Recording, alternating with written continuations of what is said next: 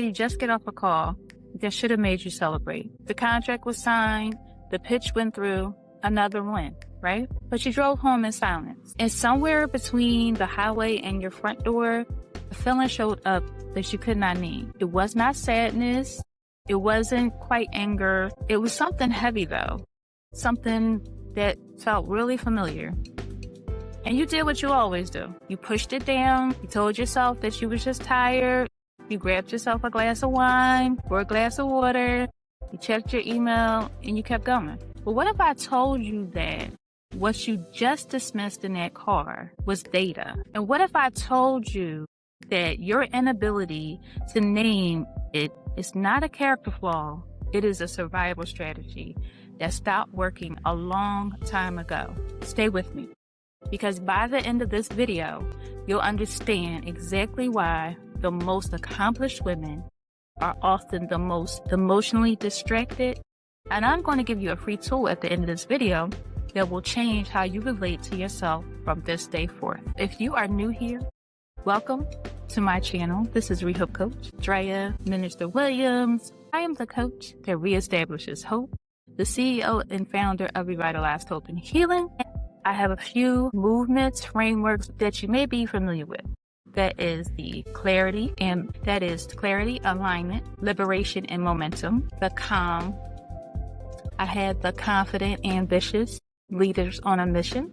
That is the C.A.L.M. community. On a more corporate level, I had the How Do You Feel For Real initiative, workshop training that I offer for emotional wellness and well-being. I have built these frameworks and established these systems for leaders, women who want to lead, or women who are leading, but they need the help. They need a little assistance. They need that mentor, that coach that's going to push them along the way, yet at the same time hold them accountable. So if that is you, you are in the right place, my dear. I want you to stay till the end so that you can get my free tool, because you definitely will enjoy it.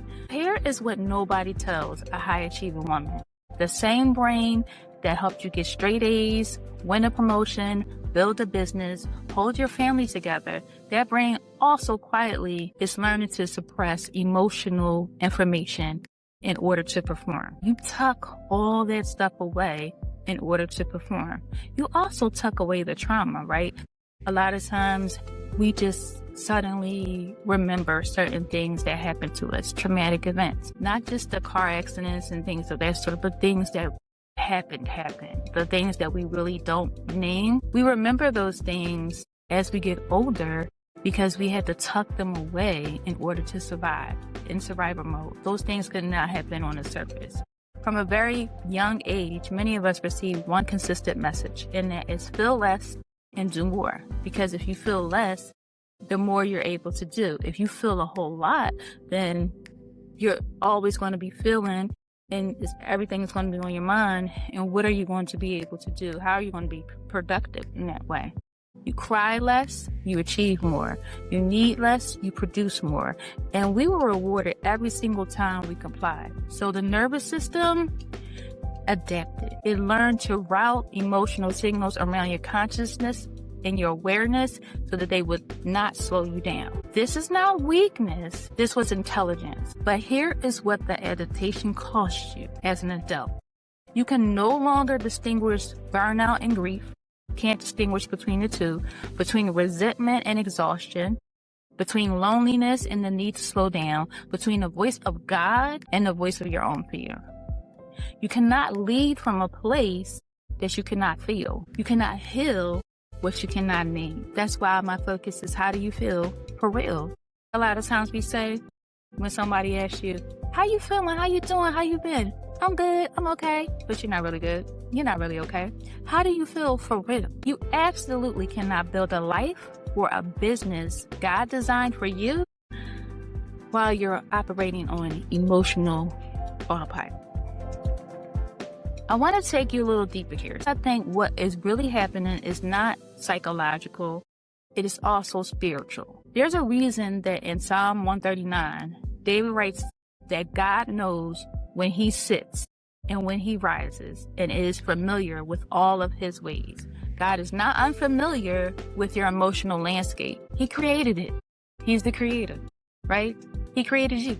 He's not unfamiliar about what's going on. But many of us, we're raised in environments, families, churches, workplaces, where emotional expression was considered weak. We had to just hold it in, or it was considered being selfish or self-indulgence. Sound familiar? So we develop what I call emotional language. We develop an emotional language barrier. We know the right words. We know sad, we know angry, we know fine, we know good, we know blessed, but we do not know the exact vocabulary that lies beneath those words. We do not know how to say, I'm grieving a version of myself I had to be abandoned to survive this current season. Where am I? Like, I'm just this wife, I'm just this mother, this baby needs me, my husband needs me, and who's the person that I said I was going to be ultimately? And you get sad. Sometimes we get bitter and we get angry. Nobody ever taught us those words that are underneath those layers. And because saying them out loud felt so dangerous and so scary, instead we just say, we're fine. Oh yes, I'm blessed. Too blessed to be stressed. Why am I just tired? Oh, we might say, I'm just tired. And we just keep building, we keep achieving, we keep going on, we just keep moving until the body starts saying for us, right? You ever notice, like, when you're like, I gotta do A, B, C, D, E, F, G to Z, and your body is like, no, not today, not me. Your body just makes you sit down. Sometimes we end up in the hospital as high achieving women because we don't listen to what the body says, and we're so busy trying to satisfy, right? Through anxiety, the body speaks up. Through insomnia, the body speaks up. Rage comes out in odd ways, right? We're just irritated, angry. Illnesses come.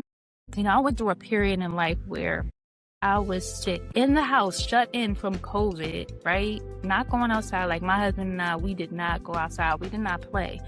But I stayed sick. Like, there was something wrong with me all the time. Not to mention, I had to have an emergency surgery during COVID.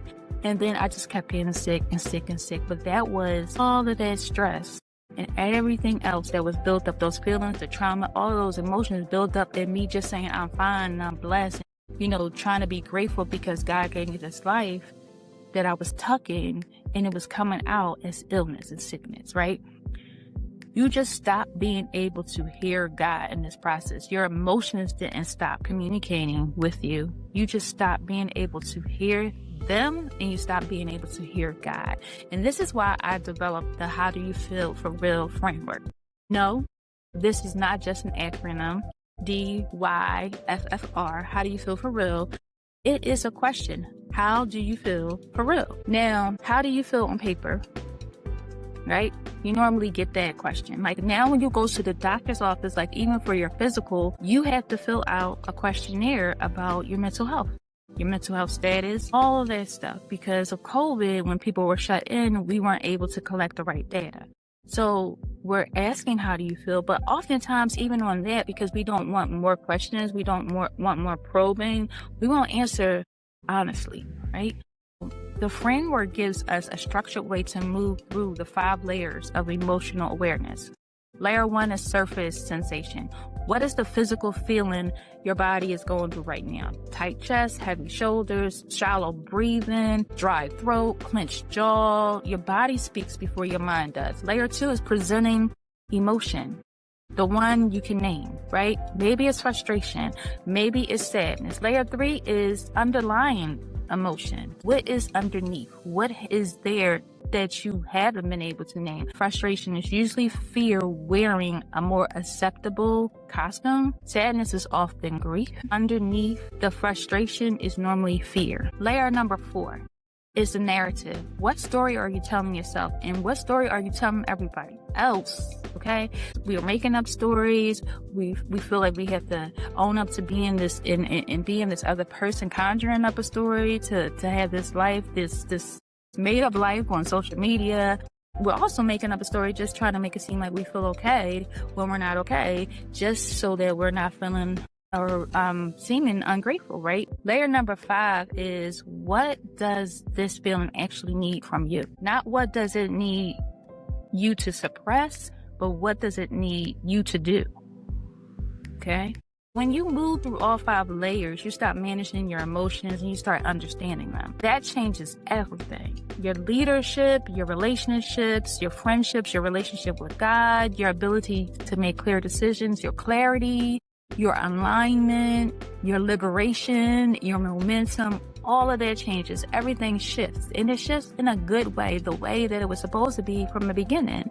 Here is what I promise you today. If you are at this part of the video, I've created a free How Do You Feel for Real reset worksheet that walks you through all the 5 layers. It is a guided self-assessment that takes you about 15 minutes to complete. It gives you a clear picture of where you are actually resonating emotionally right now. Not where you want to be, not where you tell people you are, but where you are actually.